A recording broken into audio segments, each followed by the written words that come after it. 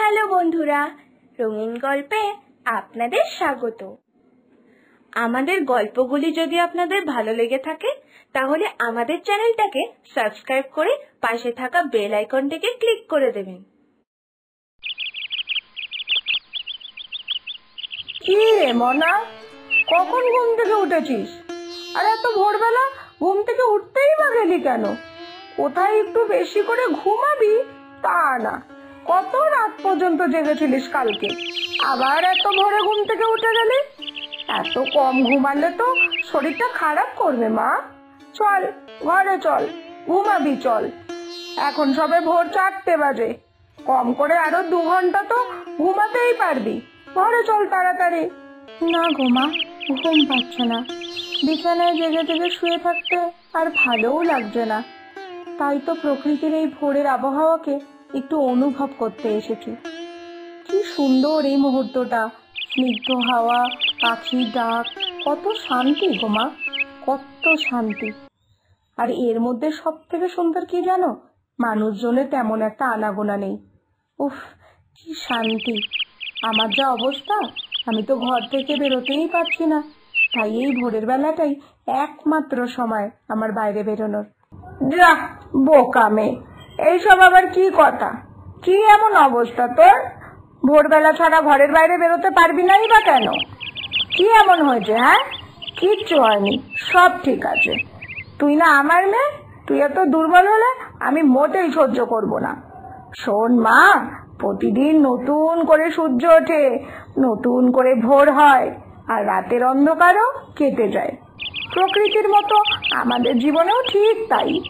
কখনো কখনো রাতের অন্ধকার নেমে আসে ঠিকই, কিন্তু সেই অন্ধকারের সাথে সাথে ভোরের নতুন আলো ফোটার আশাও তো আসে।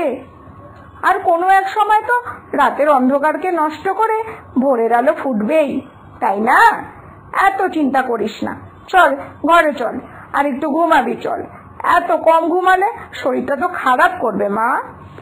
না মা, একেবারেই ঘুম আসছে না। আমি বরং এখানেই একটু দাঁড়াই। তুমিও আমার সাথে এখানে একটু দাঁড়াও না মা। তোমার সাথে কথা বললে না মনটা খুব হালকা হয়ে যাচ্ছে। আর তার উপরে এই ভোরের বেলা তোমার কথাগুলো যেন আমার মনে অদ্ভুত এক শক্তি এনে দিচ্ছে। আর কিছুক্ষণ না হয় আমরা এখানে দাঁড়িয়েই একটু গল্প করি মা। বোকা মেয়ে আমার, আমি তোকে বলে দিলাম কোনো কিছু নিয়ে একদম বেশি ভাববি না। আমি তো আছি, আমি সব সময় তোর পাশে আছি। একদম মন খারাপ করবি না, বুঝেছিস? সময়ের সাথে সাথে সব ঠিক হয়ে যাবে।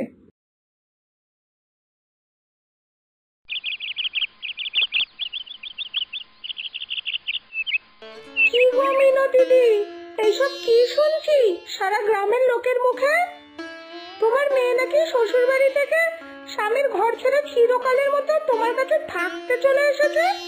হায় হায় গো, তোমার কি সর্বনাশ হলো গো!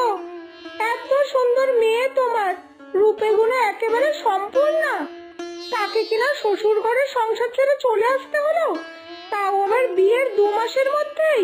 হায় হায় গো, কি সর্বনাশটাই না হলো।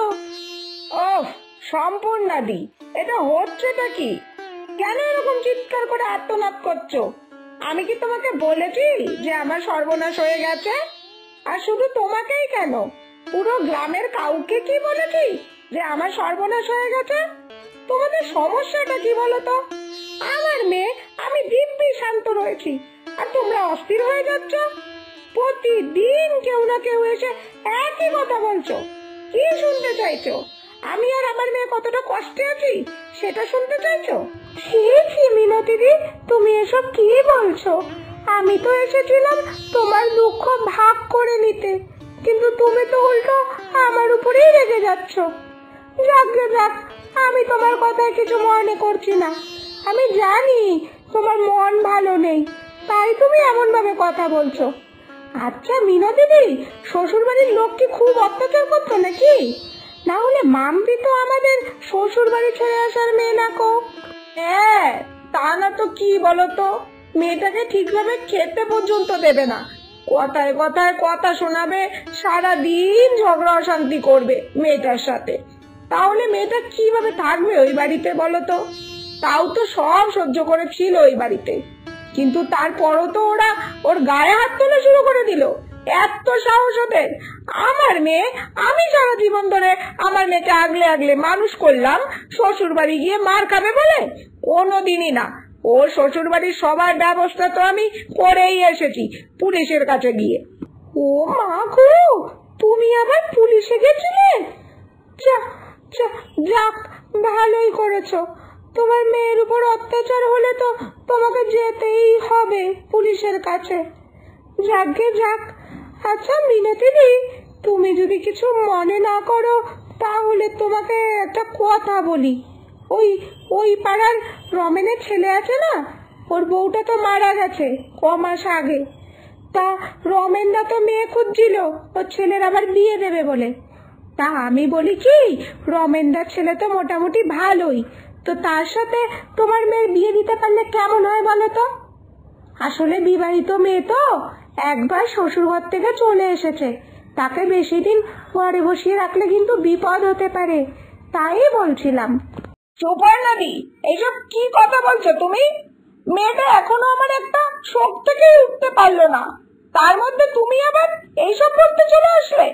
একটা কথা কান খুলে শুনে রাখো সুপর্ণাদি, আমার মেয়ে আমার গর্ব, ও কিন্তু কোনো অন্যায় করেনি।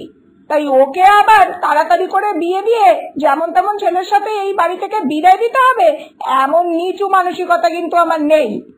আমি খবরদার বলে দিচ্ছি, তোমরা যদি প্রতিদিন আমার বাড়িতে এসে এইসব কথা বলো, আর তাতে যদি আমার মেয়ের আরো মানসিকভাবে ভেঙে পড়েছে, তাহলে কিন্তু আমি তোমাদের নামে থানায় যাব, বলে দিলাম। ও বাবা গো, এ তো দেখছি উল্টো। যার ভালো করতে যাও সেই দেখি উল্টো শাসন করতে আসে। বেশ বেশ, বিবাহিত মেয়ে তো ঘরে বসিয়ে রাখো, তারপর যখন আবার অঘটন ঘটবে তখন বুঝতে পারবে। এত কিছুর পরও কত দেমাগ! সত্যি, মা আমাকে সবার থেকে যেভাবে আগলে রেখেছে, সবার সাথে যেভাবে লড়াই করছে আমার জন্য, তা সত্যি খুব কঠিন। মা গো, তুমি যে আমার কাছে সেই ভোরের আলোর মতো, যে আমাকে শক্তি দেয়, স্নিগ্ধতা দেয়, মনে আশা জাগায়। তুমি আমার সাথে এরকম ভোরের আলোর মতোই থেকো মা। তুমি পাশে থাকলে আমি সব লড়াই জিতে যাব, সব।